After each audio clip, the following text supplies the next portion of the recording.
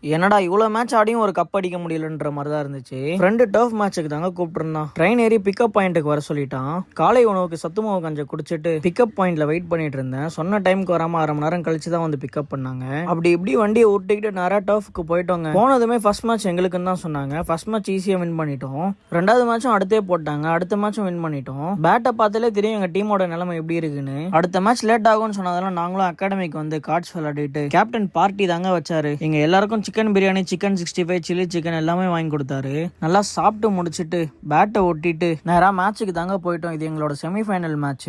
பிரியாணி சாப்பிட்ட மந்தத்துல கேப்டனுக்கு கையும் வரல காலும் வரல. ஆப்னன்ட் டீம் விருட்டுன்னு போட்டாங்க. சரி தேர்ட் பிளேஸ் மேட்சாவது வின் பண்ணலான்னு பார்த்து தேர்ட் பிளேஸ் மேட்ச் விளாண்டா அதுவும் தோத்துட்டோம். இதுக்கப்புறம் டர்ஃப் மேட்ச் டோர்னமெண்ட்டுக்கு என்ட்ரி கொடுக்க கூடாதுன்ட்டு ஈவினிங் நேரம் நெட்ஸுக்கு தாங்க வந்துட்டோம். லைட்ஸ்ல ஒரு அரை மணி நேரம் ஃபீல்டிங் கேட்ச் பண்ணிட்டு ஓபன் விக்கெட்ல கொஞ்ச நேரம் பிராக்டிஸ் பண்ணிட்டு நானும் வீட்டுக்கு கிளம்பிட்டேன். வில்லிவாக்கம் அண்ணா நகர் சர்க்கிள்ல இருக்கவங்க அகாடமில சேர்ந்து பிராக்டிஸ் பண்ணணும். ஸ்கிரீன்ல தெரியற நம்பரை கான்டாக்ட் பண்ணுங்க.